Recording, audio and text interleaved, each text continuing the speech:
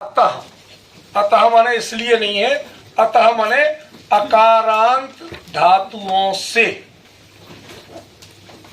अतः माने अकारांत धातुओं से ए और से ये प्रत्यय बता रहे हैं कि तिपोह सिप्थासो ए से इत्यादेशा देशवत एव परतो भवतो नान्यस्मात्। ये कहते हैं रमये पढ़े। ध्यान रखना, पठ मत लिख देना। संस्कृत में पठ होता है और प्राकृत में पढ़ होता है। हिंदी में भी पढ़ होता है, पढ़ता है लिखते आप, पढ़ता है नहीं लिखते, ठीक है ना। तो हिंदी और प्राकृत का प्रारूप एक है, ठीक है। ऐसे ही रम से पढ़ से।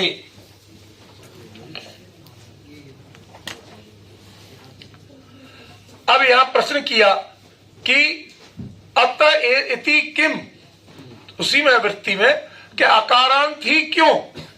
तो उन्होंने कहा हो जो ओकारांत धातु है,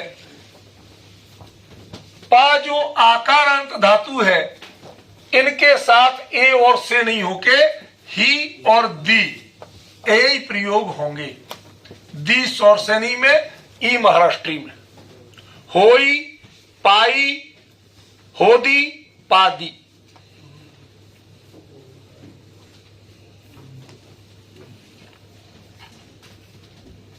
ये भैया डस्टर कहाँ गया? नहीं, दूसरा था एक, ये तो काला हो गया। हाँ,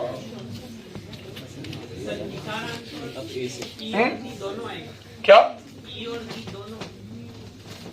मैंने क्या बोला भैया? उस समय थोड़ा सा आप लोग लिखने की जगह सुन लिया करो, फिर लिखा करो। मैंने क्लियर बोला, चाहे ओकारांत हो चाहे आकारांत हो, दोनों धातुओं में जब सौरसेनी पर प्राचीन रूप बनाना है तो दी आएगा, और महाराष्ट्री का जो अभी चल रहे हैं उसमें ई आएगा। क्लियर बताया मैंने।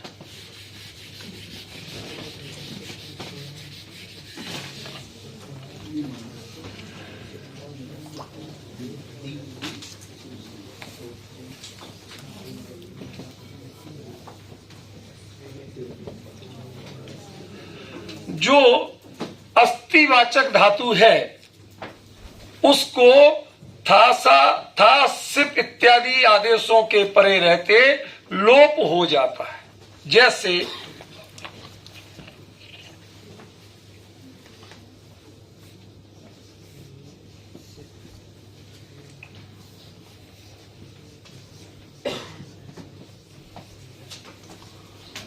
वह सोया हुआ। अब उसके बाद में आपको प्रयोग करना है सो कि नहीं, बल्कि मध्यम पुरुष का ले। तुमम सुतो, अब होना चाहिए असी। तुम सो रहे हो। भाई अस्थि का मध्यम पुरुष एक वचन में असी आएगा ना, तो वो उसको बनाएंगे तुमम सुतोसी, तुम सो रहे हो।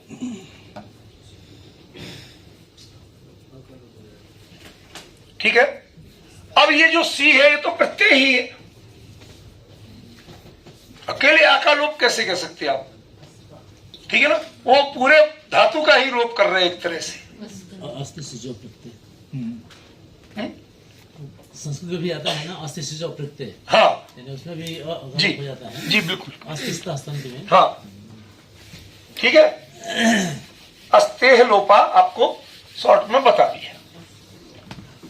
देखिए, मी, मो, मु, नाम, अधो, हश्च, इनमें किन में एक माँ और रह गया। कौन सा? मुमा, अच्छा अच्छा, हाँ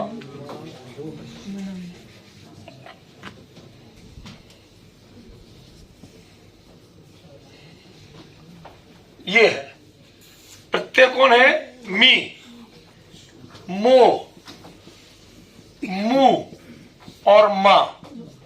ये उत्तम पुरुष के प्रत्यय हैं। पढ़मी, पढ़मो, पढ़मु, पढ़मा। ठीक है। तो ये जो प्रत्यय हैं इनके साथ अस धातु के साथ क्या है? अस धातु के साथ मी, मो, मु, मा ये प्रत्यय आएंगे तो क्या हो जाएगा? अधो। अधो माने पहले, या अधो माने नीचे नहीं है। ठीक है। अधो माने पहले, उसके साथ हा भी आएगा। तो नहीं, अधो माने यहां बाद है तो कैसे बनेगा? अम्ही। मात्रा के बीच में हा जुड़ जाएगा। अम्ही।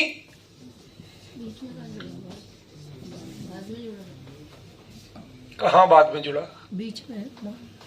यही तो मैं कह रहा हूं कि ये मात्रा मा और ई दोनों के बीच में आया कि नहीं आया? हा, यही तो कह रहा हूं मैं। ठीक है ना?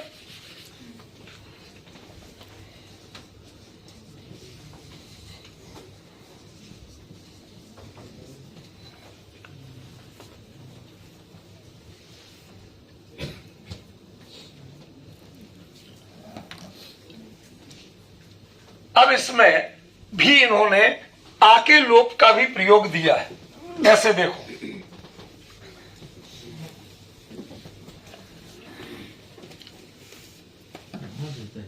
किदोमी, पढ़िदोमी, लिहिदोमी। ठीक है ना? वो जैसा करता है एक वचन बहुवचन उसके अनुसार इसके प्रयोग होते जाएंगे। अभी हम सिर्फ ज्यादा वाक्यों में नहीं जा रहे, आपको सूत्र और सूत्र का कार्य बस दो ही चीजें बता रहे हैं, तीसरी चीज बता ही नहीं रहे। वाक्य प्रयोगों की दृष्टि से हमें पूरी ये जब इतना सीख जाएंगे तो जब नेक्स्ट वर्कशॉप होगी ना तो शुरू के 2 दिन में उन चीजों की ही जानकारी दी जाएगी। ठीक है ना? मैं एक बात बता दूं मेरा? हाँ बोलिए। सूत्रकार ने यहाँ पर अधो लिखा है। आप लोगों के लिए बड़ी महत्व की जानकारी होगी। पुराने जमाने में जब हस्तपत्र लिखी जाती थी तो संयुक्त व्यंजनों को ऊपर और नीचे लिखे जाते थे। तो संयुक्त व्यंजन में अब जानते हैं ना, 2 संयुक्त व्यंजन एक साथ आते हैं तो उसमें जो पहले आता है उसको ऊर्ध्व कहा जाता है, ऊपरी लोप और जो बाद में आता है उसको अधा कहा जाता है, यानी उसको नीचे लिखा जाता है। सर ये चीजें सारी हमने बता दी। शुरू में आया था ये अधोमनयाम, ऊपरी लोपा, मैं सब बता चुका हूं मैं, इसलिए मैं रिपीट नहीं कर रहा हूं, इन लोगों को पता है। यकह, ईय, इज्जौ। अब इसमें तो दे दिया इन्होंने वृत्ति में यकह स्थाने। ये यकह माने क्या है? यगंत प्रक्रिया के रूप। संस्कृत के व्याकरण, आज वो बैरवाजी नहीं है, बैठे हैं। यगंत प्रक्रिया, यंग लुगंत प्रक्रिया, सन्नंत प्रक्रिया, ये सारे पढ़े हैं ना। चिकीर सती, वरी वृत्यति, नरी नृत्यते, ये जो रूप बनते हैं ना इनका एक अलग मजा है, लेकिन ये ज्यादा पूरा विस्तार नहीं दे रहे हैं प्रक्रियाओं को, ये खाली प्रत्यय बता के काम चल रहे हैं। ठीक है? गम्यते, पठ्यते, जो ये रूप बनते थे ना संस्कृत में, तो वो है यक के प्रत्यय वाले रूप, जिसमें या बीच में जुड़ जाता है। धातु के साथ या जुड़ के जो आत्मे पद के रूप बनते थे उनको कहते हैं यकह। समझ गया? अब वो यका जिसके साथ प्रयोग हो रहा है संस्कृत में, उसके जगह प्राकृत में क्या होगा? ईय और इज्जौ। ये इज्जौ प्रत्यय नहीं है, प्रत्यय तो सिर्फ इज्ज है।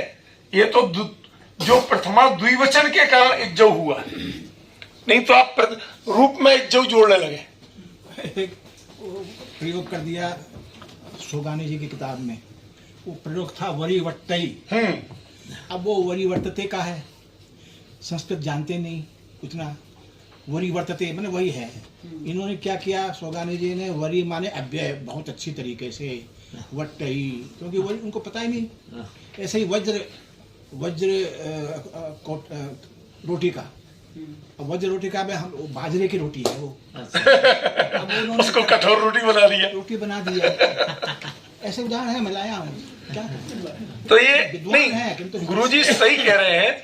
दरअसल वो जो है वो दर्शन शास्त्र के मूल विद्वान है बहुत मेहनत किया है। और उन्होंने मेहनत की, इसमें कोई शक नहीं। उपकार है। लेकिन जो भाषा शास्त्र का जड़ से नहीं होगा वहां थोड़े बहुत अंतर तो आए। साबुन का पानी लगाएंगे तो हम फिसलेंगे ही, कितना ही कर लो खट से फिसल जाएंगे। तो ज्ञान नहीं होगा। देखो, गमीय ये यगंत प्रक्रिया जैसा रूप है, इनने बना दिया गमीय, गमीयई, गम्यते, गम्यते, ये है गम्यते का रूप गमीयई। और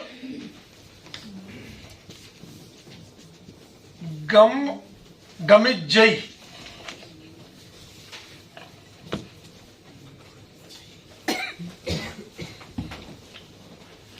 गमीयई, गमिज्जई, ये है यंगंत प्रक्रिया वाले रूप। आपको देसी भाषा में कहें तो ये प्रेरणार्थक रूप है, स्वयं करना, दूसरे से कराना। ठीक है, जाते हैं, मैं जाता हूं, मेरे द्वारा जाया जाता है, माने कोई जबरदस्ती भेज रहा हो जैसा है। निजंत जैसा ही मानिए। जितनी प्रक्रियाएं हैं ना, उन सबके छोटे मोटे लेके प्राकृत में उन सबको एक नाम सामान्यता दिया गया और वो है प्रेरणार्थक। ठीक है ना, माने उसके लिए कोई प्रेरित कर रहा है, मोटिवेट कर रहा है। ठीक है ना, खारवेल अभिलेख में भी आपने पढ़ा, मैं पढ़ाता हूं, मैं भेजता हूं, मैं जिताता हूं, मैं बंधवाता हूं। तो जो बंधा पेती लिखता है यदि वो, तो इसमें क्या बनेगा, बंधा विजयी। समझ गए, वहां बिल्कुल संस्कृत रूप दे दिया। क्योंकि एक चीज बताऊं आपको, अशोक हो या खारवेल या दूसरे सम्राट, कोई सम्राट क्या खुद लिखता था? ड्राफ्ट भी खुद करता था? नहीं। सम्राटों का काम होता है, हर एक के विद्वान मंत्री हैं, उनको बताया, भाई मेरा ये मतलब है, ये कर देना। अब वो बता दिया, चाहे महाराज ने लिखवाया हो चाहे महारानी ने लिखवाया हो, वो तो बताएंगे ही ना उनको। अब उनने बता दिया, लिखने वाला कौन है? वो मुख्यतः संस्कृत का प्रकांड विद्वान ही होगा। परंपरा, शास्त्रीय परंपरा के सब संस्कृत के होते थे, तो वो अपने हिसाब से लिखते थे। इसलिए जो दीनानाथ जी ने उस समय कहा था, मैंने तय कर रखा है कि इस बात को लेके जम के मैं विश्लेषण करूंगा कि वास्तव में ये इसका श्रेय प्राकृत का ये प्राचीन रूप है या प्राकृत का संस्कृतिकृत प्राचीन रूप है। ये संस्कृत के विद्वानों, जो दरबारी मंत्री आदि होते थे, पंडित होते थे, उनको आपने तो बोल दिया वर्बली, अब वो लिखेंगे तो अपनी भाषा के हिसाब से। तो इसका मतलब हम ये कैसे मान लें कि उस समय इस रूप को संस्कृत जैसा ही बनाया जाता था? मिलता है उसमें, हम शक नहीं करते, हम स्वीकार करते हैं। लेकिन इसका बड़ा श्रेय उनको है कि जो वो खाली बोल रहे हैं, दूसरे ड्राफ्ट कर रहे हैं। फिर अशोक के समय और भी चक्कर हो गया। चक्कर क्या हुआ, अब वो तो बैठा पटना में और खारवेल अभिलेख लिखा जा रहा है गिरनार में। अब क्या करें? और जो बड़े शिलालेख होते हैं उनके साथ एक और प्रॉब्लम है, सब आप लोग सीख लें, विद्वान भी है और वो भी, मैंने इन पर बहुत काम किया। शिला फलक मिला, टेक्नीशियन को चट्टान परखने को कहा जाता था कि जिस पे लिखा जाए तो जल्दी नष्ट नहीं हो, भुरभुरी नहीं हो। उनने देख के चट्टान बता दी, साहब ये सबसे बढ़िया है। अब उस चट्टान को पता चला कुछ एक सा करने में थोड़ी टेढ़ी मेढ़ी टूट गई। अब कुछ इधर लिखा गया, कुछ इधर लिखा गया। अब उन वाक्यों को मिलाना, उनका तालमेल बिठाना। कहीं कहीं थोड़ा सा गड्ढा है, उसमें कैसे लिखा गया, शिल्पी ने कैसे लिखा। अशोक लिखवाता है लिपिकार अपराधेण, लिपिकार के अपराध से भी इसमें कई गड़बड़ियां हुई हैं। तो जो इतनी ईमानदारी से स्वीकार कर रहे हैं, उसको आप प्राकृत का साहित्यिक और शास्त्रीय रूप नहीं मान सकते। वो डायलॉग्स हैं जो एक राजा ने अपनी भावनाएं व्यक्त कर दी, लिखने वाले ने ड्राफ्ट की, अच्छा भाई सुना दो, उसने बता दी, भाई ठीक है जरा ठीक सा भेजना। अब उधर पे लिखने वाला कौन है, उसका बौद्धिक स्तर क्या है। तो कई तरह के प्रयोग उनमें मिलते हैं, उनको हम ये नहीं कह सकते कि वास्तव में ये पुरानी प्राकृत है। मैंने पढ़ा एक का लेख, वो लिखते साहब पुरानी प्राकृत में ये सब पाया जाता है, पुरानी प्राकृत फला प्राकृत के नजदीक है। ये सब भ्रम फैलाया गया और कुछ नहीं। वास्तविकता जाने, कोई भी राजा खुद नहीं लिखवा रहा, और राजा के पास जो लिखेंगे वो दरबारी पंडित लोग लिखेंगे, वही ड्राफ्ट करेंगे, वही आगे भेजेंगे। सही जो प्राकृत का विद्वान यदि कोई लिखेगा तो हम मानेंगे कि ये प्राकृत है, ठीक है। फिर उन्होंने एक और चेंज करवाए, अशोक ने तो खारवेल में वो नहीं है, कहीं के जिस क्षेत्र की प्राकृत है थोड़ा भाई उसके हिसाब से कर देना। अब हम कई लोगों को कहते भाई मौके के हिसाब से देख के काम कर लेना, तो फिर उसकी समझ भी तो हो गई इसमें। वो कौन था, कितना समझदार था, हम उसे प्राकृत का पंडित या विद्वान नहीं कह सकते। इसलिए उन प्रारूपों को प्राकृत भाषा, उसके व्याकरण और उसके साहित्य पर आरोपित ना किया जाए। उनसे हम कुछ प्रयोग देखें, सीखें, लेकिन उसके अति संस्कृत के समान जो रूप है, संस्कृतिकरण के जो रूप है, उसको प्राकृत नहीं माना जाए। ना ये माना जाए कि उस समय प्राकृत संस्कृत के रूपों से चलती थी। इसलिए मुझे कहना पड़ा कि जो उनमें बंधा पेती है वो इसमें बनेगा ना बंधा विजयी, ठीक है ना, ऐसा अंतर पड़ेगा।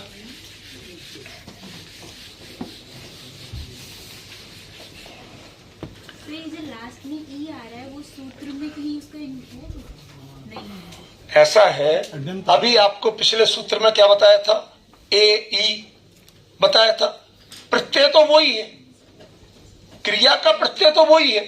देखो एक चीज और बताऊं, आपका प्रश्न अपनी जगह सही था, मैंने एक चीज नहीं बताई आप लोगों को।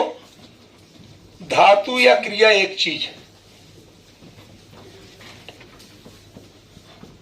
और कार आदिवाची प्रत्यय या लकार प्रत्यय ये दूसरी चीज है। ये ई, ए, मी, मो, सी, था इत्यादि बनेंगे, ठीक है। इन दोनों के बीच में भी कुछ लगता है। जो ये अभी बता रहे हैं ई, इज, ये जो बता रहे हैं ये बीच के हैं, इनको विकरण कहते हैं। सॉरी, धातु और प्रत्यय के बीच में क्रिया रूपों में जो प्रयुक्त होता है उसको विकरण कहते हैं। तो ये ई और इज ये विकरण है, प्रत्यय नहीं है। प्रत्यय तो ई, ए, उ, सी, था, मु, मो यही प्रत्यय है, समझ गए ना। इसलिए वो बाद में जोड़ रहे तो आपको आश्चर्य नहीं होना चाहिए, भाई रूप तो तभी बनेगा।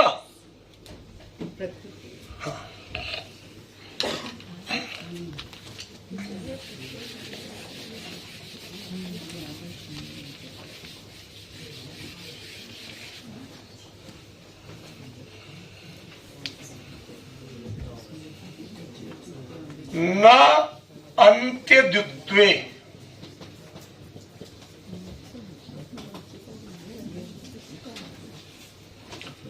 धातु के अंत में द्वित्व होने पर ई और इज ये आदेश नहीं होंगे। अंत्य माने धातु के अंत में द्वित्व, सती द्वित्व होने पर ना माने नहीं होंगे। क्या नहीं होंगे, ई और इज।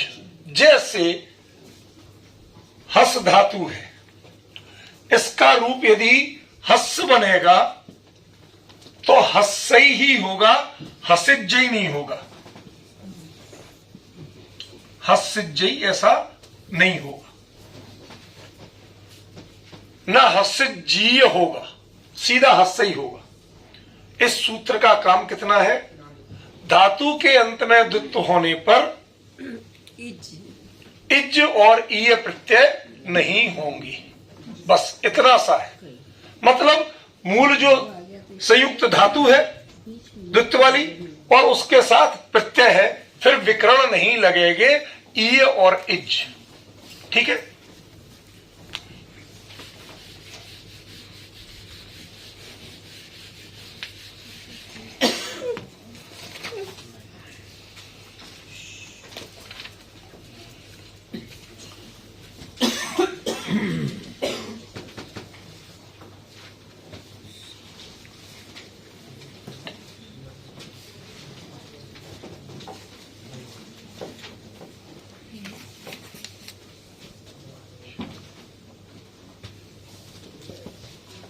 कुछ मैं तोड़ के लिख रहा हूं संस्कृत की प्रक्रिया से भिन्न, पर जो लोग संस्कृत नहीं जानते उनके लिए बहुत सुगम हो जाएगा। इंत और माण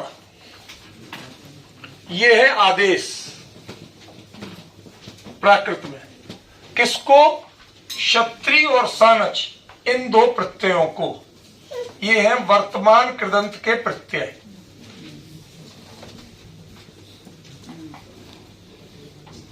संस्कृत में गच्छन, कुर्वन्, पठन ये सत्री प्रत्यय के रूप में। गम्यमान, पठ्यमान, लिख्यमान ये सारे हैं सानच प्रत्यय के रूप। गतिमान, ठीक है ना। तो ये जो आपके प्रत्यय के रूप बनते हैं उसके लिए प्राकृत में क्या हो जाएगा? गच्छन्त। लेकिन ये जो ना लिखा हुआ है ना, ये अनुस्वार हो जाएगा। गच्छन्तम, गच्छन्तम मानुषम पेख, जाते हुए मनुष्य को देखो। ये कृदंत है, क्रिया रूप नहीं है। ठीक है ना। और ये व्यक्तिवाची विशेषण बनते हैं। गच्छन्तम गम्यमाणम, तो उसमें क्या होगा? गम्यमाण।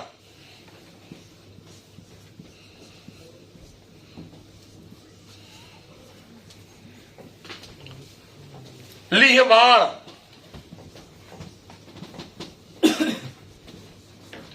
पढ़वाण। अब इनमें यदि व्यक्ति है पुरुष तो हो जाएगा गम्यमाणो, और यदि स्त्री है तो पढ़माणी या पढ़माणा, दोनों रूप चल जाएंगे। ठीक है ना। और नपुंसकलिंग है तो पढ़माणम। भाई कंप्यूटर तो है ही नहीं नपुंसकलिंग, वो भी पढ़ता है कि नहीं पढ़ता है? आपका मोबाइल पढ़ता है, गूगल लेंस पढ़ता है, पढ़ाते हो कि नहीं पढ़ाते हो गूगल लेंस से? तो उसको तो फिर नपुंसकलिंग में ही आएगा ना। ठीक है। इसमें आप थोड़ा सा अनुवाद जो समझते हैं ना, अंग्रेजी का जो अनुवाद है इंडिफिनिट, कंटिन्यूअस, परफेक्ट, वो जाता है, वो जा रहा है, वो जा चुका है। प्राकृत में क्या करेंगे? जा रहा है तो क्या करेंगे? तो ये सत्री वाला जो प्रत्यय है वो जा रहा सा गच्छन्तो अर्थी, जा चुका है ऐसा अर्थ करना है तो फिर सानच, वो जो गम्यमाण या उसको गत जो तय प्रत्यय है, कदो वाला, हदो वाला, कदो असी, गदो असी, वो पास्ट परफेक्ट, मतलब वर्तमान परफेक्ट में लेंगे। आसी लगा दोगे तो वो पास्ट परफेक्ट हो जाएगा। वो जा चुका था, गदो आसी, और जा रहा है तो गदो अथी। तो इस तरह से अनुवाद करने में आपको सुविधा होगी।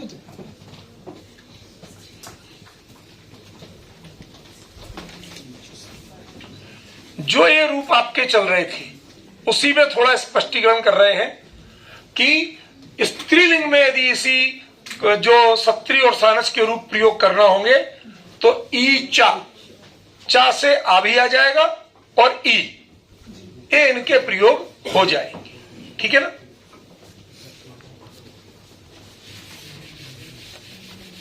अब देखिए एक अगला बड़ा रोचक रूप आ रहा है धातो भविष्यति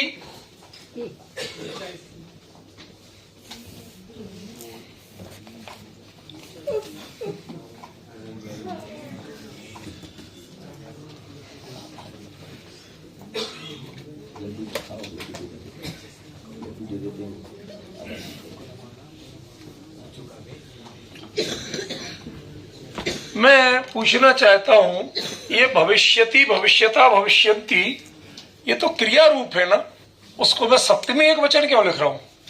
सप्तमी प्रत्यय। अरे सर आप तो अरे इन बच्चों से पूछ लेंगे, आपके आगे तो मैं ही नीचे बैठ जाऊंगा। मुश्किल है। अरे नहीं, बहुत आसान है सर, इसमें कई संस्कृत के भी है, वो भी तो उनसे पूछ रहा हूं मैं। मुश्किल है। ये भविष्यत जो सत्री प्रत्यय का रूप है वो बनेगा भविष्यत।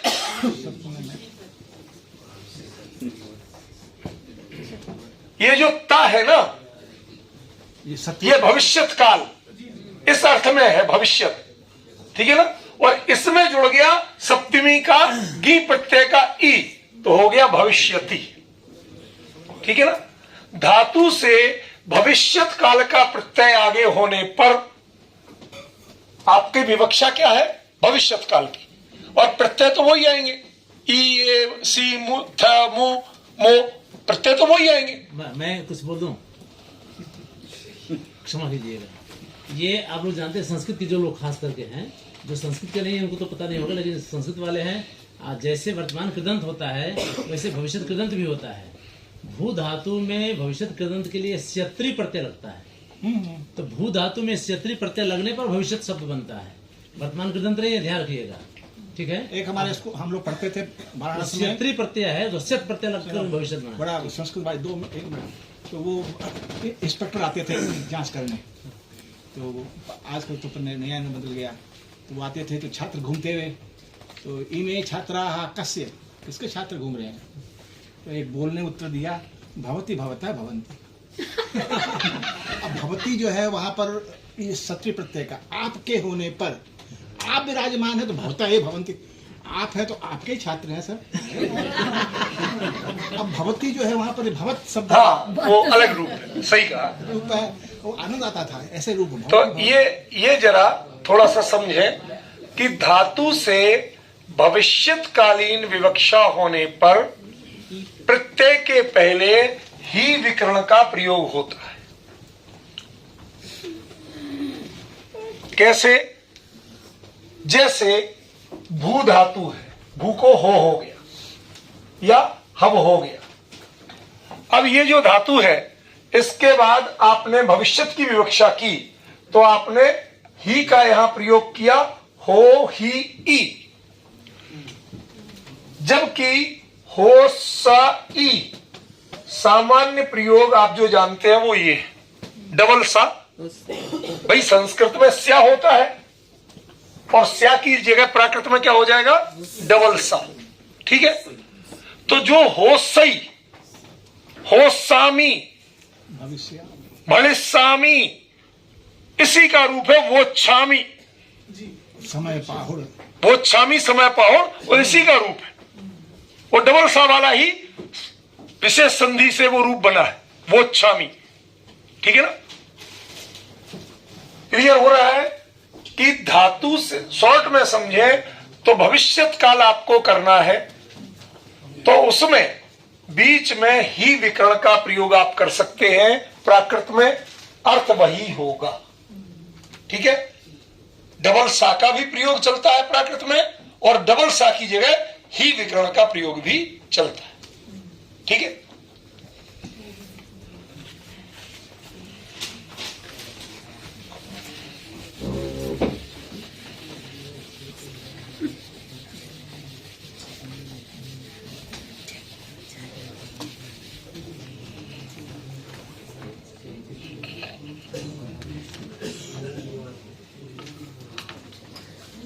उत्तमे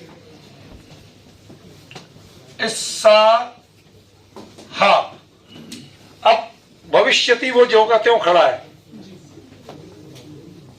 भविष्यत काल की विवक्षा में उत्तम पुरुष के रूपों में धातु के साथ इस्सा और हा, इस और ही की जगह इस्सा और हा ये विकरण प्रयुक्त होंगे।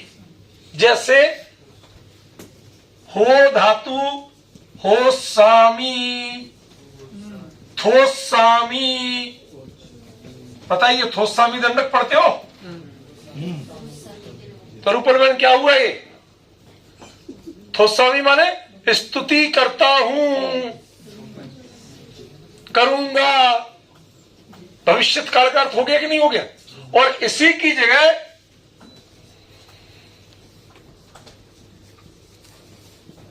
पढ़हामी, हा जोड़ देंगे तो भविष्यत काल।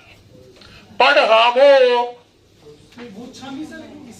हाँ वो छामी अभी मैंने बोला ना आपको, यही है। ठीक है ना?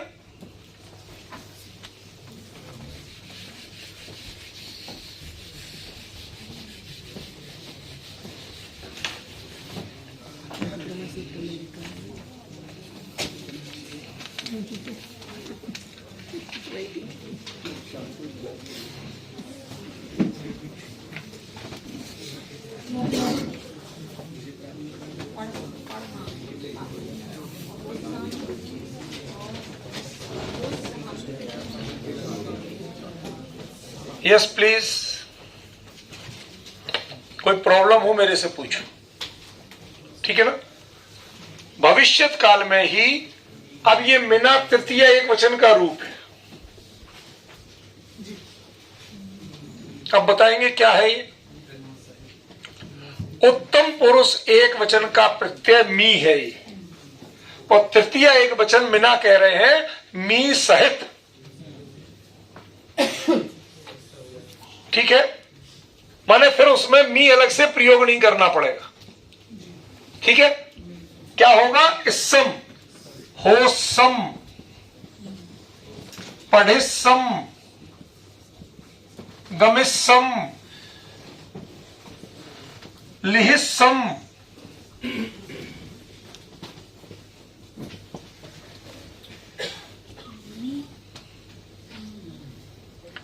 लिह लिखना, होसम्मी कब बोला मैंने? अरे मैं बता तो रहा हूं कि ये जो आप करते होसामी, उत्तम पुरुष एक वचन में, तो इस मी सहित पूरे को इस्सम आदेश हो जाएगा। इसका मतलब अन्य पुरुष और मध्यम पुरुष में सप्राकृत में नहीं होता। नहीं, उन्होंने नियम उतने दिए जहां उन्हें कुछ फेरबदल दिखाना था, पूरे नियम नहीं दिए, बाकी को अंडरस्टूड माना है। वैसे सही हो गए परे ह्रस्व हो तो वो भी बदल जाएगा। हाँ, हुस्सम में हस्सम बोलना चाहिए। हाँ, हुस्सम बोलना चाहिए। ओ का वो होगा बहुत हुआ तो हाँ, वो अलग चीजें। अब वो तो कई तरह की चीजें हैं सर, बारीकी में जब उतरेंगे तो बहुत कुछ आएगा। अभी तो इनको जो लोगों को पहले ही टेंशन है, तो हम इनको मिनिमम में निपटा रहे हैं, ताकि इतना समझ लो, इतने में कर लो।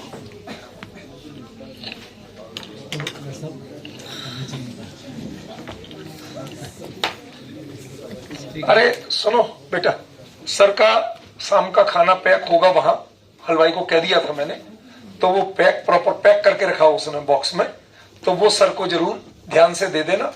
और विकास जी से कहिए वो सर को थोड़ा सा विधिवत विदा करें। आप हमारे बीच में पधारे, हार्दिक अभिनंदन, स्वागत, और आपके लिए पुनः पधारे, यही स्नेह बनाए रखें और हम सबके बीच में आते रहें, यह मेरी भावना है। ये फोन आपका तो नहीं? गुजरात में तो नहीं, गुजरात में बोलते हैं आओ जो, मतलब वो जाने को बोल नहीं सकते। आओ जो, हाँ, वो जाने को कहते ही नहीं है, आना ये कहते हैं। ठीक है सर, बहुत बहुत धन्यवाद।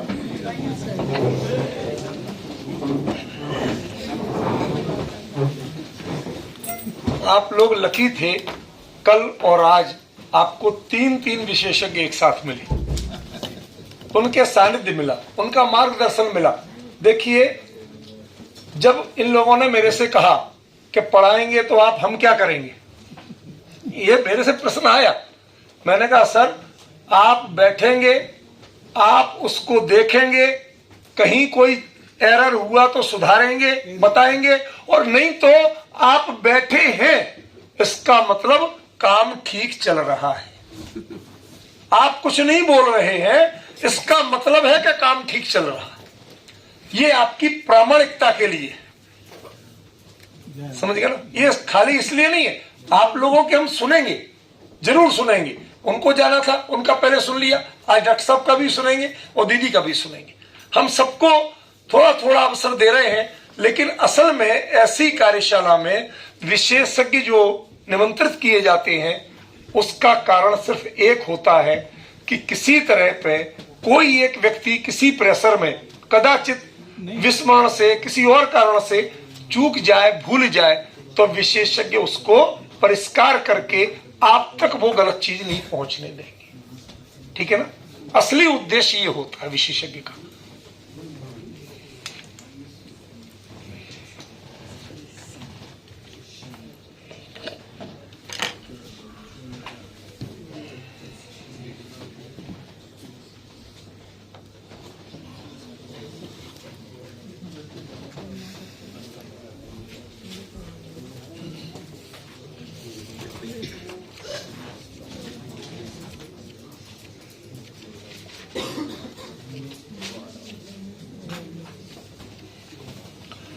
भविष्यत काल में ही बहुवचन के रूप में, या उत्तम पुरुष बहुवचन का है, उत्तम पुरुष बहुवचन, उसके रूपों की बात चल रही है। ठीक है ना? उसके 3 प्रत्यय हैं, मो, मु और मा। ठीक है? तो ये मा रसोई है। इन 3 प्रत्ययों के लिए हिस्सा इसमें तृतीया दिए, मु मु मई, इनके साथ, माने इनके साथ ही हिस्सा और हित्ता। जैसे इस्सम हुआ था ना, पिछले 2 सूत्र पहले इस्सम किया था आपने, मिना तृतीया ही थी, ये भी तृतीया है, ये तृतीया का बहुवचन है। उसमें मिना एक ही प्रत्यय था तो एक वचन दिया था, यहां 3 प्रत्यय है तो बहुवचन दे दिया, विभक्ति तो तृतीय ही है। तो मतलब इन प्रत्ययों के साथ, ठीक है, जो भविष्यत काल उत्तम पुरुष का बहुवचन होगा, उसके लिए ये रूप बना दिए जाएंगे। भवि या हवि कर दो, भवि हिस्सा, था हित्था। कुवलय माला कहा ग्रंथ है उद्योतन सूरी का, उसमें मैंने ऐसे प्रयोग हित्था वाले कई जगह देखे, सब जगह है, और आचार्यों ने भी की है। उद्योतन सूरी के अलावा जो सम्राट कहा है हरिभद्र सूरी की, उसमें बहुत प्रयोग है ऐसे, समझे ना? तो इनका मतलब क्या है? हम सब, ये पहले लगा लीजिए कर्ता में, हम सब हम में होंगे, ठहरेंगे। लकार भविष्यत काल, उत्तम पुरुष बहुवचन का कर्ता लीजिए और क्रिया भविष्यत काल के उत्तम पुरुष के बहुवचन के अर्थ में बना लीजिए। प्रत्यय लगेगा हिस्सा और हित्था। ठीक, क्लियर?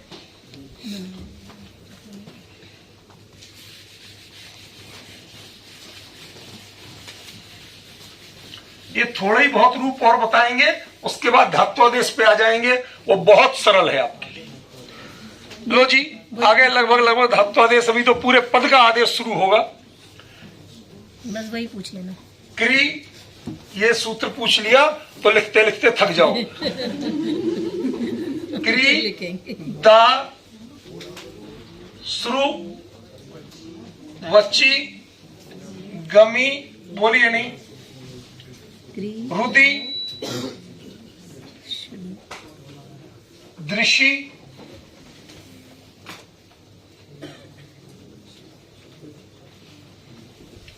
विधि, रूपाणाम, काहम, मैंने उसी क्रम से लिख रहा हूं, दाहम, सोच्छम, वोच्छम, गच्छम, रोच्छम, क्यों चीख रहा भैया, दच्छम और वेच्छम।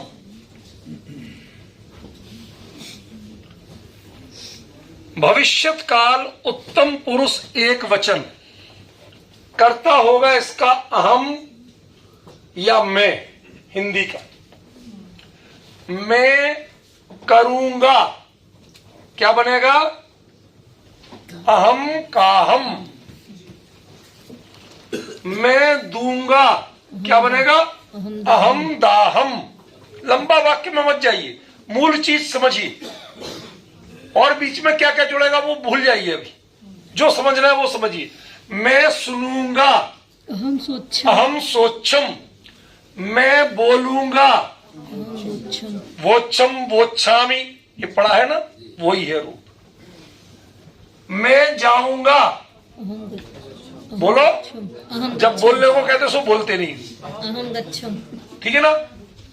मैं रोऊंगा, अहम रोच्छम। अच्छा बोल दिया, नहीं तो क्या डर था ये कह देते रो लेना। मैं देखूंगा, अहम गच्छम, और मैं जानूंगा, अहम वेच्छम। ठीक है। रूपाणाम, ये तो इन रूपों के ये रूप बने, ठीक है ना। इन धातुओं के भविष्यत काल उत्तम पुरुष एक वचन में ये रूप भी बनेंगे। डायरेक्ट आदेश है, कोई फॉर्मेलिटी नहीं, ठीक है। क्लियर, मिटा दूं,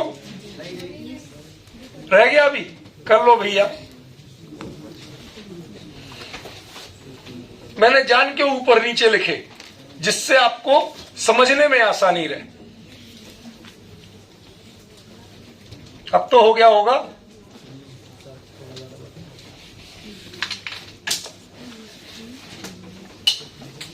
दो नहीं गए।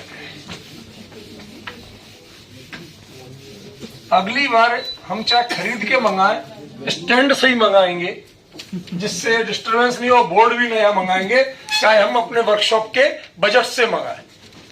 अरे बहुत परेशान हुए इसमें, हम जानते हैं कैसे लिखते हैं। आप लोग तो वहां देख के सोचते हो ये इसको एक तो हर बार कॉलिन मारो, नहीं तो ये मानते ही नहीं, ये साफ ही नहीं होता।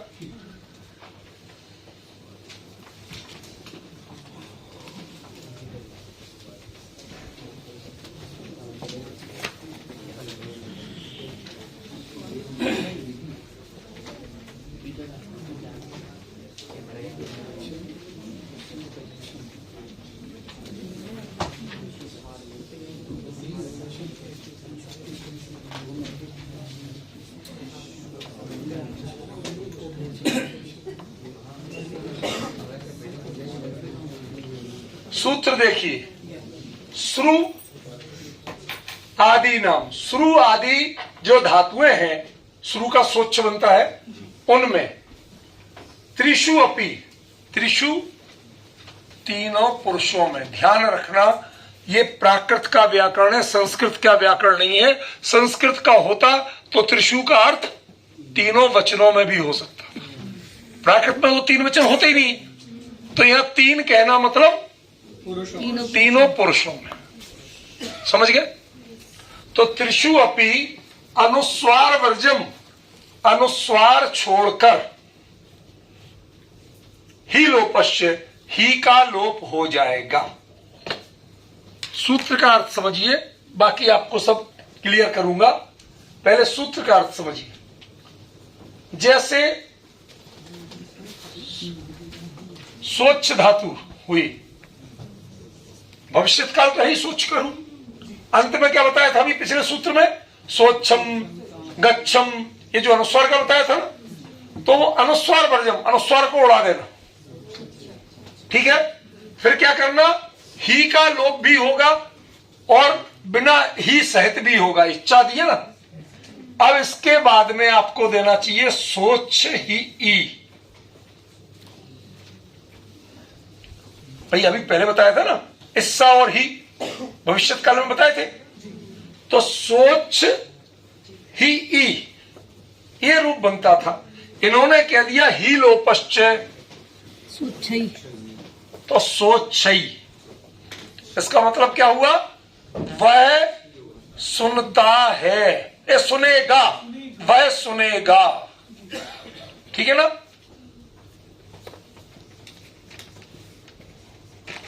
सोच्छसी क्या होगा हिंदी में? तुम सुनोगे। ठीक है?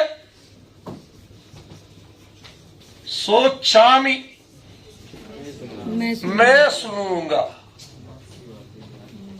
ठीक है? अब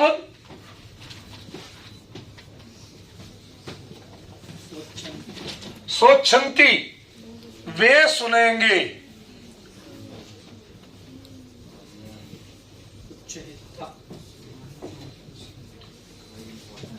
सोच्छित्था ही लोप, सोच्छित्था। ठीक है? और सोच्छामो। क्लियर हो गया? रूप बन रहे हैं ना पूरे? ठीक है? देखो। अभी नीचे वाला नहीं। अच्छा नहीं मिटा, लिख लो लिख लो।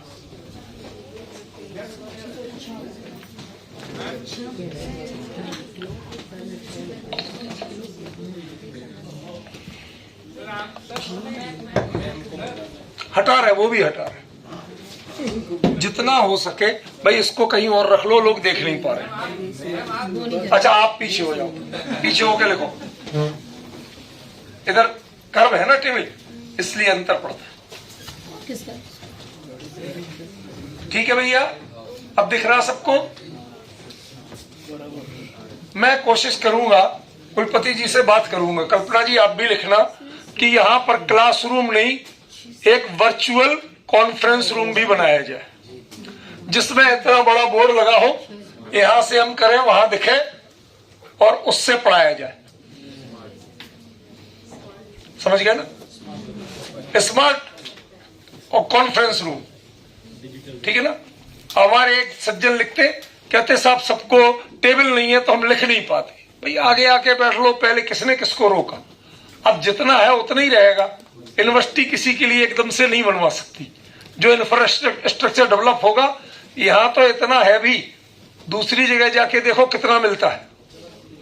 हमने यहाँ का कितने कॉन्फ्रेंस वाले और वर्कशॉप वाले परेशान है, सबसे पहले ले लिया, सबसे पहले स्वीकृति ले ली।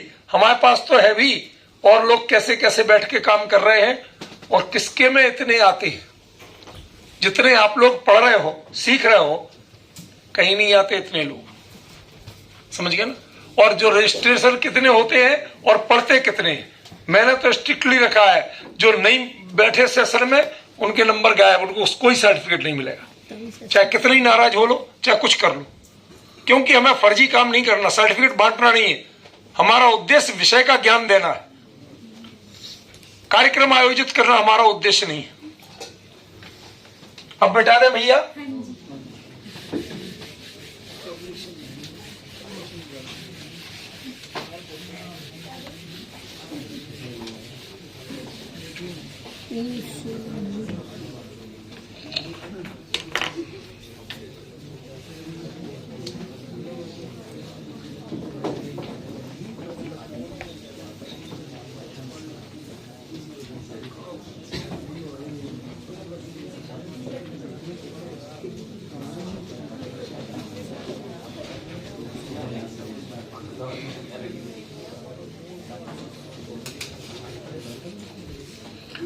कोई बताएगा?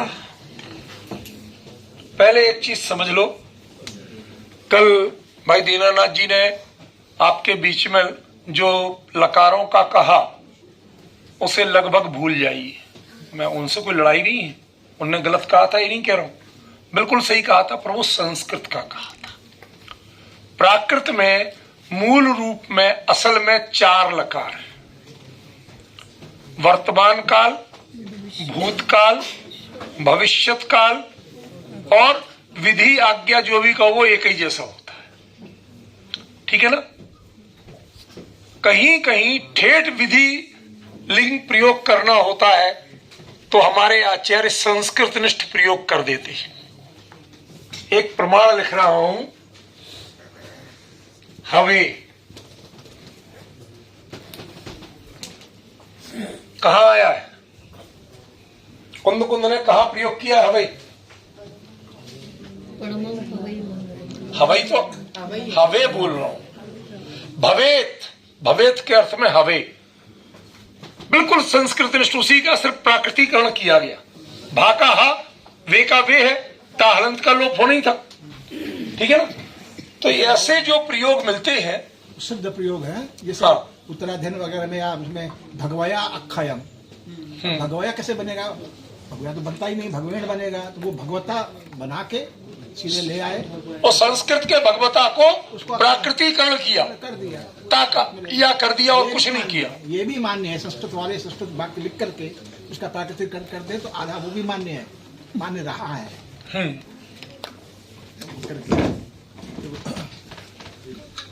एक औरत अपने घर में खुद बनाती है, एक बाहर से मंगा के नाश्ता कर किसी रेस्टोरेंट से मंगा लिया, अब जो पति या ससुर चाहते हैं वैसा छोक लगा दिया और अलग से दे दिया साड़ी में, ऐसा अलग हो गया।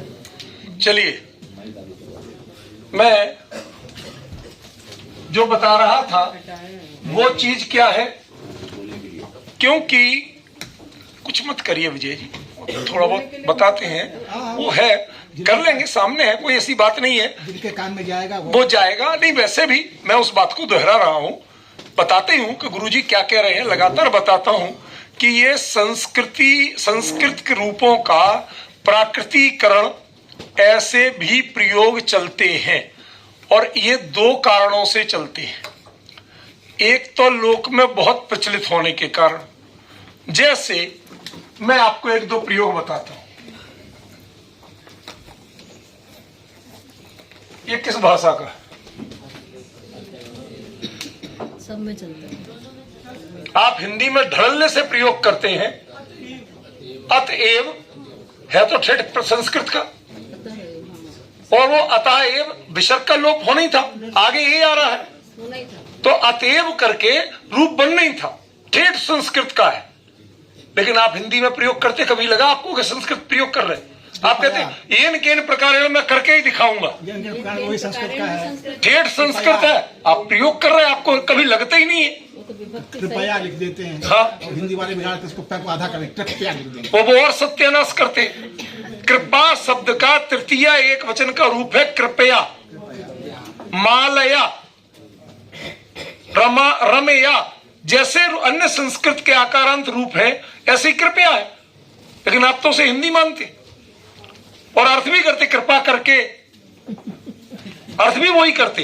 यथा कथंचित संस्कृत का लिया, ये ने केन प्रकारेण। हाँ, तो ऐसे बहुत से जो लोक भाषा में चल जाते हैं, उनको हमारे आचार्यों ने उनकी संस्कृत का प्राकृतिकरण करके प्रयोग किया, लेकिन व्याकरण में नहीं आएंगे, क्योंकि व्याकरण तो प्राकृत की ही है। संस्कृत का प्राकृतिकरण करना ये प्राकृत नहीं है। प्रयोग करते हैं, चलता है ऐसे, तो हम हिंदी में भी बहुत से अंग्रेजी के शब्द प्रयोग करते हैं, उसको हिंदी कैसे कहते हैं आप? ट्रेन इंग्लिश में न्यूट्रल जेंडर है, न्यूट्रल जेंडर प्रयोग होना चाहिए, लेकिन आप क्या कहते हैं? ट्रेन प्लेटफॉर्म पे खड़ी है, हम कहते हैं कि हिंदी है। लिंगम लोकाश्रय नहीं, यही तो कह रहा हूं सर, यही बताना चाहता हूं और कुछ नहीं बताना चाहता, कि ये जब आपने अपनी भाषा का प्रत्यय दे दिया, अपनी भाषा का लिंग वचन दे दिया, तो फिर वो हिंदी होगी, शब्द रह गया अकेले अंग्रेजी का, वाक्य तो हिंदी का हो गया। ये बताना चाहता हूं, यही प्राकृत में हुआ। संस्कृत के शब्दों को थोड़ा सा वर्ण परिवर्तन करके कई जगह ज्यों का त्यों, शब्दों को नहीं बल्कि रूपों को प्रयोग किया गया है, उनका कोई निषेध नहीं है, लेकिन व्याकरण उन्हीं का विधान करेगा जो आपके यहां चलेंगे। मैं जो कह रहा था कि आपको इतने लकार 10 लकार नहीं मानने, क्यों? प्राकृत में ढूंढते रहिए, मिलेंगे ही नहीं। और लकार ही नहीं, गण, ये आपके लिए क्लू दे रहा हूं, ध्यान से सुन लो। प्राकृत में रूप कम क्यों हो गए? तीन चार बड़े कारण नोट कर लो, फिर मत दोष देना मुझे। पहला, प्राकृत में द्विवचन नहीं है, न शब्द रूपों में न धातु रूपों में। ठीक है, सीधे सीधे रूप कम होंगे एक सेट। हमारी ऋतु जी कहती बीच वाला। First line, second line, third line. हमारे उसमें आप भी सुनिएगा, हाँ, भगवत शब्द के रूप प्राकृत में नहीं मिलते, तो हम सबके तो हैं। हाँ। अब भगवत का रूप कैसे लागता का लोप करोगे? अब भाव का जो रूप चलेगा, तो दो नहीं चल सकते। किसी जगह पर आपको नहीं मिल पा रहे हैं, तो उसकी जगह पर भंते जो चला, भंते बदंते वगैरह, वो वही है। भवंत की करके करके भगवत शब्द का रूप को कहीं खोज करके कहीं मिले। भवताम कहना है संस्कृत में, हम तो प्राकृत में क्या कहेंगे? भवस्सक भवानाम कहेंगे तो सब सर ऐसा है, मैं बताऊं, हाँ। प्राकृत वाले थोड़े हरियाणवी हैं। उनके यहाँ आप होते ही नहीं। क्षमा करो। घंटे में कितना आदर भाव, नहीं, मैं वो उसको उससे भी बड़ा आदर भाव हाँ। पहुंच गया, बड़े पे पहुंच गए। हाँ। भगवान में जो आदर भाव था वो प्राकृत में नहीं मिलता। गुरु जी प्रेम कह रहे हैं, प्रेम का पर कहीं मिला नहीं हमें। इत्यादि के रूप में आदर क्या भाव करें? उस रूप में लिया। नहीं, आप बताइए, कोई कैसे ही हो, जब वो अत्यंत निजी संबंधों में आ जाता है तो उसमें तुम बोला जाता है, आप नहीं बोला जाता, आप में दूरी लगती है। तो प्राकृत लोग जीवन में घुली मिली है ना, उनकी अपनी भाषा है, तो दूरी कहाँ से लाएंगे? कल पूछ रहा था ना कोई बनते, अब मेरे ख्याल प्रतिक्रमण सूत्र में, से उसको किया है। प्रतिक्रमण सूत्र पढ़ रहे थे तो पूछ रहे थे ना कोई बनते। दरअसल क्या है, एक और चीज मैं बताऊं जो गुरुजी, बच्चे देखो आपस में इतनी बात करोगे तो फिर स्वरूप बिगड़ जाएगा। आप लोगों को अपनी बातों का समय बाहर है, ठीक है ना। थोड़ा यहाँ पर जब गुरुजी बोल रहे हैं, मैं आपको बता रहा हूं, फिर इतना डिस्टरबेंस अच्छा नहीं। थोड़ी सी मर्यादा बनाइए। जो भंते भदंत, ठीक है ना, ये जो प्रयोग है, ये दरअसल दो परंपराओं में टिपिकल प्रयोग है, बुद्धिज्म और जैनिज्म। जैनिज्म और बुद्धिज्म में। जैसे मैं आपको बताऊं, हमारे यहाँ मुनिराज के लिए क्या बोलते हैं? नमोस्तु। नमस्ते और नमोस्तु में क्या बड़ा भारी अंतर है? कोई अंतर नहीं। लेकिन आप मुनिराज के लिए नमोस्तु बोल सकते हैं, नमस्ते नहीं बोल सकते। इसका मतलब आपने उसको टाइप भी कर दिया। ऐसे ही हमारे भंते शब्द का अर्थ है 100 इंद्रों से पूजित भगवान। मैं विशेषण के, सर्वो अकेला भगवान के लिए नहीं है, भगवान वाची नहीं है, शतेंद्र पूजित भगवान। इसका मेरे पास पूरा प्रमाण है, पूरा प्रमाण है इसका। प्रतिक्रमण कोश में साफ दिया हुआ, कोश में, ठीक है ना। और इसके व्याख्याकार वीरसेन स्वामी ने क्लियर किया हुआ है। तो हमें इन चीजों को देखना पड़ेगा कि जो ये भंते, उनके यहाँ बदंत, ठीक है ना, बदंत आनंद, बदंत कौशल्यायन, ये जो बोलते हैं, इसके पीछे मतलब एक नवदीक्षित या हर किसी को बदंत नहीं बोला जा सकता। तो यदि हम उसको भगवान का वाची मानेंगे, उसमें बड़ा अंतर पड़ जाएगा। भगवान माने वो सर्वलोक का आश्रय हो गया, फिर वो पदाश्रय नहीं रह गया। वहां पर हमने देखा कि वो प्रयोग पदाश्रय है, वह मात्र लोक जीवन के। हम जिस चाय को आपको हम आपस में बोलते हैं, महामहिम विजय जी बताइए, तो विजय जी कहेंगे मजाक उड़ा रहे हो क्या? विमर्शनीय है क्यों? हमारे संविधान में कुछ लोगों के लिए ही महामहिम कहा जा सकता है, हर किसी को नहीं कहा जा सकता। फिर यदि हम महामहिम कहेंगे तो हम व्यंग्य कर रहे हैं, समझ गए ना। तो कहीं ऐसा ना हो कि हम किसी चीज को सामान्य करें, सामान्यीकरण करें, और सामान्यीकरण करने के अर्थ में हमारी परंपरा ही कहीं की कहीं पहुंच जाए, वो छूट जाए। इसलिए मैं उस बात की क्षमा चाहता हूं। मैं यहाँ जो कह रहा हूं वो समझ,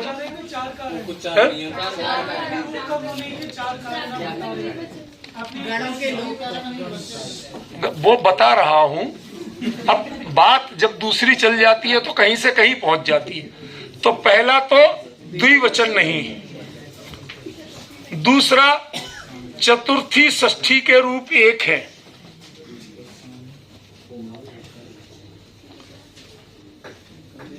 तीसरा लकार कम है, 10 की जगह 4 लकार है,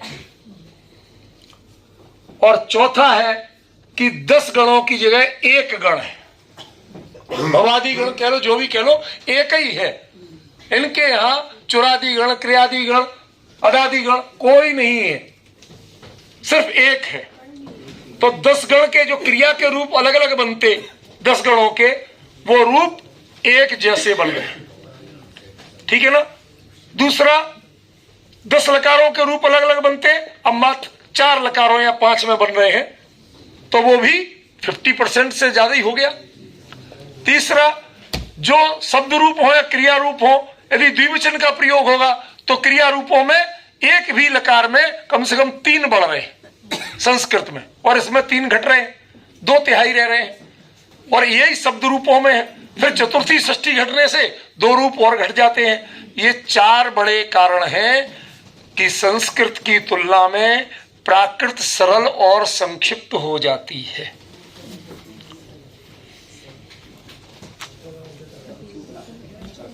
अब जब प्राकृत में लकार है ही आधे से कम, तो फिर हम और ज्यादा क्यों पढ़े?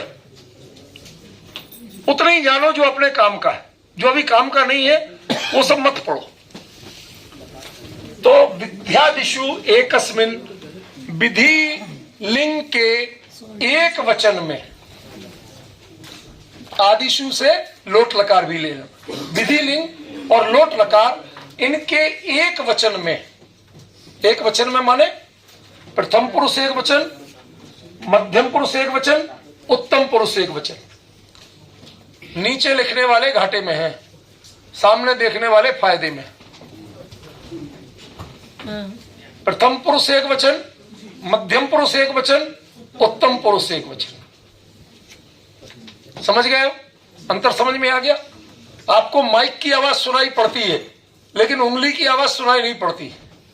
मैं इन सबसे भी बोलता हूं, ठीक है। विद्यादिषु एकस्मिन, एक वचन के रूपों में उ, सु और मु, पढ़ऊ, प्राकृत स्वर से नहीं है, पढ़ादू, ठीक है ना। पढ़ऊ, पढ़ासु, पढ़ामु, ये रूप बनेंगे। लिहऊ, लिहसु, लिहमु, हसऊ, हसासु, हसामु, ठीक है। ऐसे रूप बन जाएंगे, ये बताया गया।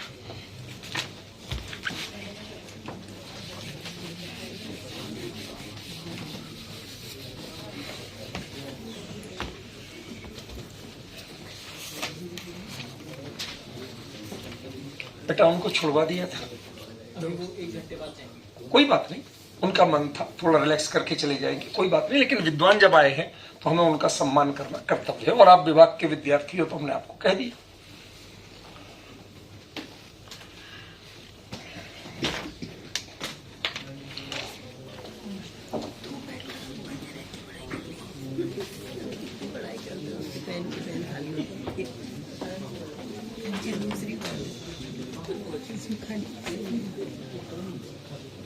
ध्यान रखना, लिखने में मजबूरी है ना लिखना, क्योंकि ये प्रत्यय प्राकृत के, और प्राकृत में ना होता नहीं।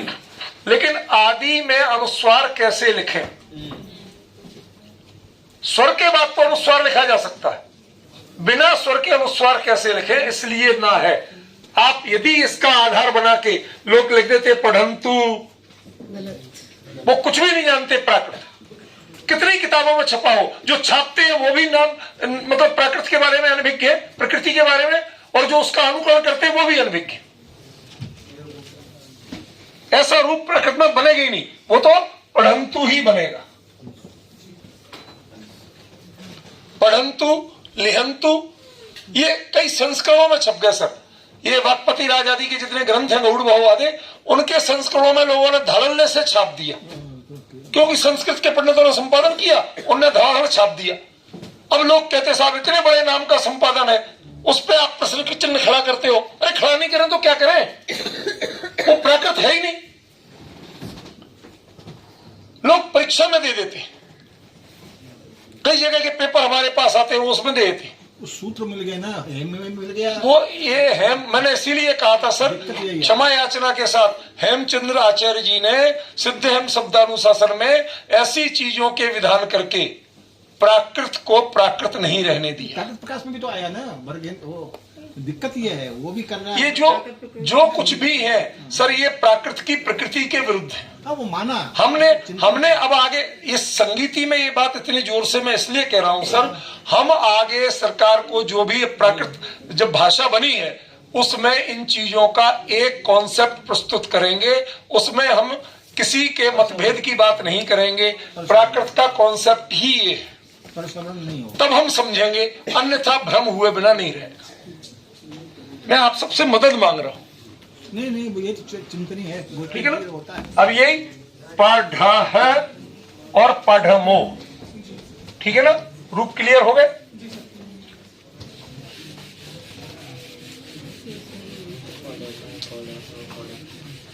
सर यही परीक्षा का नहीं होता ना, तो हम आखिरी दिन दोपहर तक पढ़ाते और फ्री कर देते। अब हमें कल दोपहर तक इनको फ्री करना है, तो हमें इतना सारा प्रेशर है कि सारे परिच्छेद, सारे सूत्र पूरे करना ही करना है। सही है, सही। हाँ,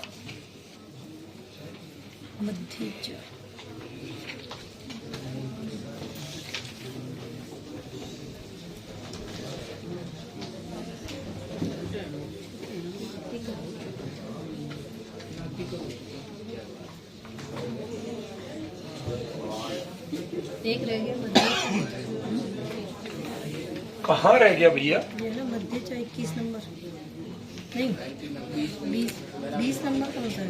अभी 19 के बाद 20 में ही लिख रहा हूँ मैं। अच्छा, ये मेरा ही पेज पलट गया। अच्छा,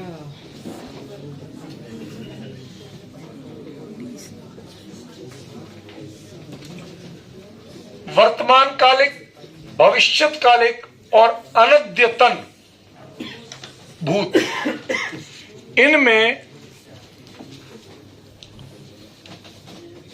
जो प्रत्यय हैं उनके इज्ज और इज्जा ये आदेश भी होते हैं। जब भी या विकल्प कहा, इसका मतलब जो पहले पढ़े वो तो होंगे ही, ये भी होंगे। लेकिन गुरुजी मैं आपसे थोड़ा ध्यान आकर्षण चाहता हूं, जो प्रयोग में लिखने वाला हूं और जो साथ में आपको दृष्टांत देने, संदर्भ देने वाला हूं, दीदी आप भी विचार करिए। मैं पहले लिख दूं।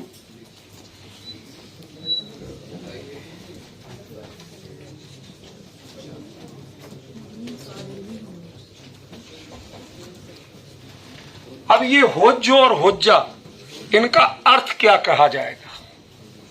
जब ये वर्तमान भूत, अनंततन भूत और भविष्य तीनों को कवर कर रहे हैं, तो होज्ज का अर्थ या होज्जा का अर्थ क्या लिया जाएगा?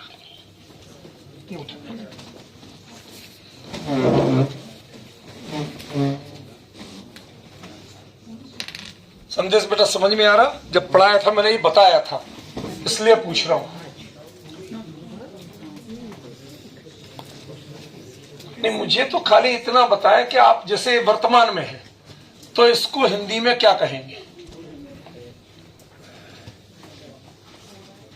भाई हमारे जो लोग ये सीखेंगे वो तो आज की हिंदी के प्रयोगों से ही सीखेंगे ना, तो हम इसका क्या अर्थ करें, क्या कर्ता जोड़ें इसके साथ, और इसका क्रिया रूप क्या माने हिंदी का? उसने बताया कि ऐसा हो और हो जाए। ये अब आपने सर बिल्कुल कहा, हो जा, हो जाए। इसका जो परवर्ती जो विकसित रूप है वो तो ये है। ये ध्यान दिलाना चाहता था मैं, क्योंकि यदि हम इसको होज्जो और होज्जा, इसको सामान्य वर्तमान का रूप मानेंगे, तो फिर ये होई और होज्जा दोनों एक ही है, तो फिर प्रयोग किया क्यों गया? समझ गए ना? पढ़ई और पढ़िज्जा यदि एक ही है तो प्रयोग किया क्यों गया? इसलिए भले ही आचार्यों ने ये सब नियम बना दिए, प्राचीन में मिलते भी हों, लेकिन आज कल्पना मेरी चिंता का विषय ये है कि हमें सरकार को यदि बना के देना है, मुझे भारतीय भाषा समिति ने क्लियर कहा कि इसके बाद आपको कि मंत्रालय में वह प्रारूप बना के देना है कि जिससे प्राकृत भाषा शास्त्रीय भाषा है और वो एक प्रारूप देना जिसके आधार पे हम जगह जगह ट्रांसलेट करें, जगह जगह खुलवाएं, उनको पढ़ाया जाए। अब हम इतने परेशान हैं कि मैं उनको कौन सा टेक्स्ट दूं, जो है छपने में कुछ और है, सिद्धांत से कुछ और है। तो फिर मैंने बात की अध्यक्ष महोदय से, तो उन्होंने कहा आप पहले एक गाइडलाइन देना। लीजिए, समझ रहे मैं क्यों ये प्रश्न कर रहा हूं, वरना पढ़ा के बच्चों को फटाफट फ्री करूं, समय कम है। लेकिन ये समस्याएं हमारी हैं। हम यदि इनको आज दूसरे ट्रैक पर पढ़ा देंगे तो समस्या हमारे लिए ही आने वाली है। कहने का मतलब मेरा ये है कि जो पहले बताए थे ना, उन्हीं पे चलना। वर्तमान में हो ही, भविष्य में हो ही या हो सही, और अनित्यतन भूत में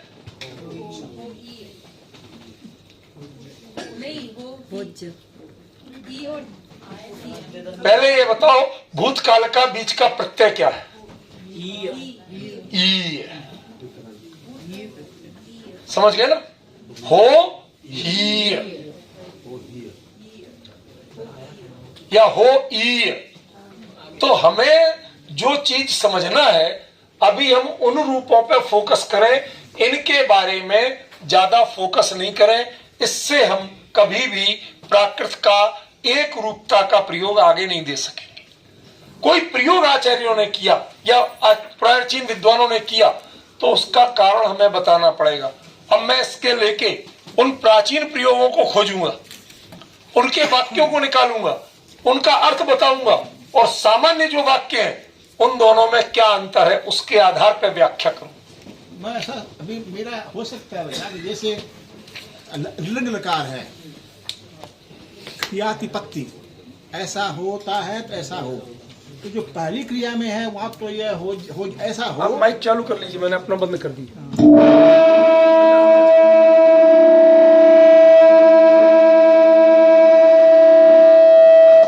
आपका बंद नहीं हुआ, नहीं, बंद है। उससे कोई मतलब नहीं है। उसी से है। ये वाला काम तो जो क्रियातिपत्ति है, ऐसा होगा, ऐसा हो तो ऐसा हो, तो दोनों जो पहली जो क्रिया है उसमें तो कर सकते हैं ऐसा हो, होज एवं होज, तो एवं ऐसा हो। जो दूसरी जो क्रिया है उसमें तो होजा लग गया है। अब चिंतन है। पहले आप लोग क्रियातिपत्ति माने समझ लो। क्रियातिपत्ति माने समझ लो। अभी कुछ लोग ऐसे हैं हाँ, सर वो भी नहीं जानते। अभी हम भाभी जी से पूछें, पवन जी से पूछें, जयती से पूछें, अब ये लोग नहीं बता पाएंगे क्रियातिपत्ति क्या है। बात है। हम टर्मिनोलॉजी का प्रयोग करने लगे तो हमें इन सब की भी चिंता है, क्योंकि पार्टिसिपेंट ये भी है, ये क्या उत्तर देंगे। क्रियातिपत्ति माने जब हम एक क्रिया से दूसरी क्रिया को कोरिलेट करके बात करते हैं। ऐसा होगा तो ऐसा होगा, ऐसा हुआ था इसलिए ऐसा हुआ था, ऐसा कर रहा हूं इसलिए ऐसा, या तुमने ऐसा किया तो मैं ऐसा कर रहा हूं। जो दो क्रियाओं को कोरिलेट करके प्रयोग किए जाते हैं उनको क्रियातिपत्ति के प्रयोग कहते हैं। तो गुरुजी का कहना यह है कि ये प्रयोग हो सकता है क्रियातिपत्ति के प्रयोग हो। याद आ रहा है, बोलिए। जदिसो पर दबाणीय करेज नियमेण कम्मो हुज, वो इसी प्रकार का अभी देखो क्रियातिपत्ति लाइए विचार करें। मैं यही तो कह रहा हूं कि हमें प्रयोगों के आधार पे और उनकी व्याख्या के आधार पे इसका स्वरूप निर्धारण करना होगा। वर्तमान, भविष्य और अनित्यतन भूत के आधार पे नहीं कर पाएंगे। इंग्लिश में सर कंडीशनल सेंटेंस होते हैं। अगर मैं आगे जाता हूँ तो ताजमहल देखूंगा, मैं इसी तरह के भगवती माँ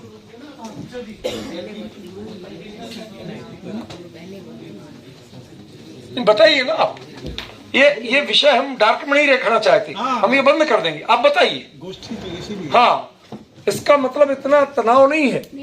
विचार आएगा तभी होगा। जैसे मैं वहाँ पहुँचता हूँ तो उससे मिलूंगा, तो पहुँचता हूँ ये वर्तमान का प्रयोग हो गया, और ऐसा होगा ये भविष्य का प्रयोग हो गया। तो दोनों साथ इस प्रकार हो सकते हैं कि पूर्व क्रिया ऐसा हो, ऐसा है तो ये मिलेगा। तो है में वर्तमान और मिलेगा मैं भविष्य। ऐसे प्रयोग ऐसा भी होता है। मैंने आपकी बात बिल्कुल मान ली। मैं यही तो कह रहा हूं कि जो आप क्रियातिपत्ति कह रहे हैं, यहाँ इन्होंने क्रियातिपत्ति नहीं कहा, नहीं ठीक है ना। और एक से दूसरे का कारण कार्यपना नहीं जोड़ा, इन्होंने सामान्य कहा है। इसीलिए तो मैं विचारणीय कह रहा हूं कि इसको हम विचारणीय श्रेणी में रखते हैं। इस पर से कोई प्रश्न आपसे नहीं पूछा जाएगा। ओके। भाई इन लोगों के लिए तो टेंशन है ना। हाँ। क्या कहा था? क्या कह रहे भैया? हाँ बोलो। का तो अध्याय चल ही रहा है। है? विद्याधीशु का अध्याय चल ही रहा है ना आगे। पूरी बात बोलो। आप आधी बात बोल तो समझ में नहीं आता क्या कह रहे हैं। विद्याधीशु का अध्याय चल रहा है, बात तो पूरी करो। कौन कौन सा लेना है? विधि लेना है, लोट लेना है और विधि और लोट दो ही रहेंगे, तीसरा नहीं रहेगा। विधि निमंत्रणा मंत्रणा अधिष्ट संप्रश्न प्रार्थना लिंग सदा लिंग। वो लिंग लकार प्रार्थना जिन भी जिन अर्थों में होता है, विधि उसका प्रतिनिधि शब्द है, पहला शब्द है।